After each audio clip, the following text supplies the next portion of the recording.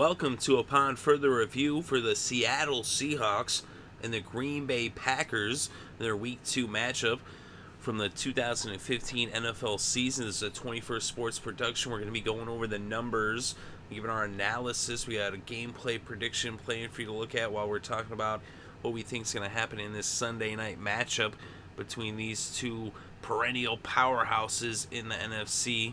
It's always an instant classic when these two teams hook up, and it's going to be in prime time, so it's going to be a fun game to watch for sure. Let's look at the numbers when it comes to yards per game on offense. And of course, they've only each played one game, but in week 1 the Seahawks had 343 total yards and the Packers 322. In terms of passing yards, the Seahawks had 219, the Packers just 189. And on the ground, the Seahawks had 124, the Packers 133. And they both scored 31 points. Of course, the Seahawks scored 31 points in a loss against the Rams, and the Packers scored 31 in a win against the Bears. And on third down conversions, the Seahawks were just 42.1% on their conversion rate, having converted 8 of 19 third down attempts, and the Packers converted 60% as they converted 6 out of 10.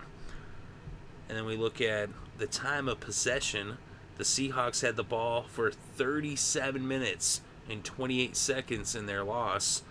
The Packers had the ball for 28 minutes and 8 seconds in their win. And we look at defense. The Seahawks allowed 352 yards, and the Packers allowed 402. And we look at passing yards allowed. The Seahawks allowed 276, and the Packers allowed 213. And on the ground, the Seahawks allowed 76.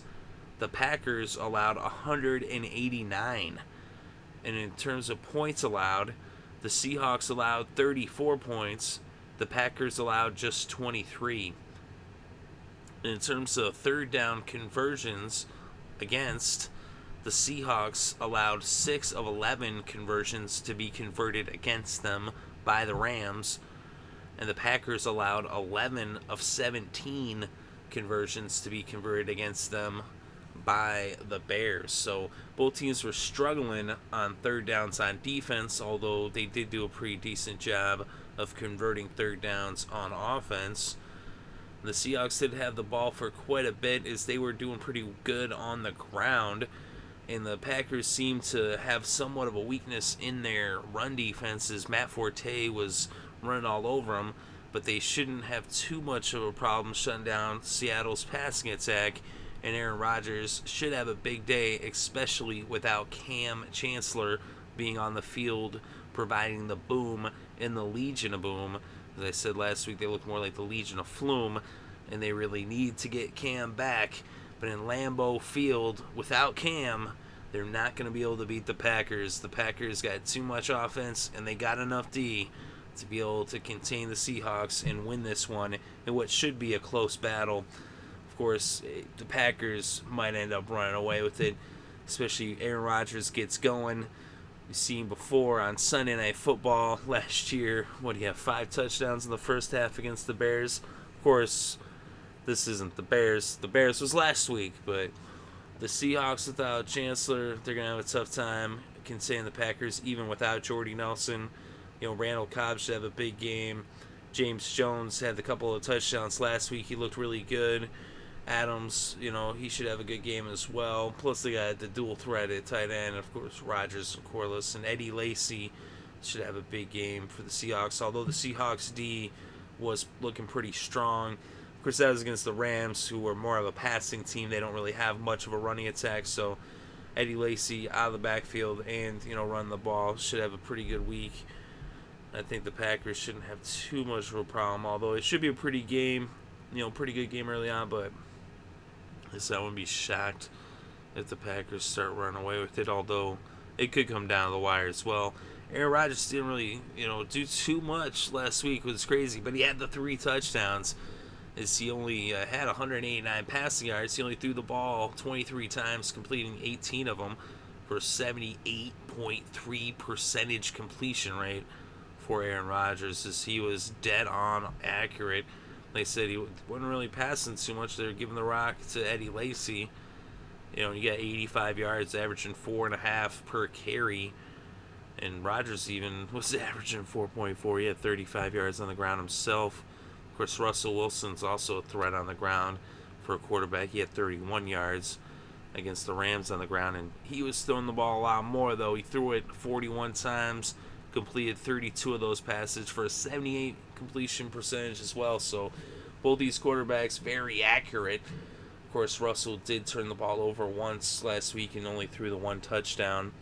Of course, beast mode, 73 yards off of 18 carries for an average of 4.1 in week 1 against a really tough St. Louis defense, as St. Louis has one of the toughest defenses, and they did manage to put up all those points on the board against the Rams. So, this could end up being like kind of a high score in a shootout, and it could be a close game, but it is in Lambeau Field, so I definitely got to give the Packers the edge right there. Like I said, I also have to give them the edge in that I don't know if the Seahawks secondary is going to be able to keep up with the passing attack of Green Bay, which is a lot better than the passing attack of St. Louis. Although St. Louis, not like their passing attack's that bad or anything. Nick Foles did put up almost 300, but I think that Aaron Rodgers should put up over 300 yards this week.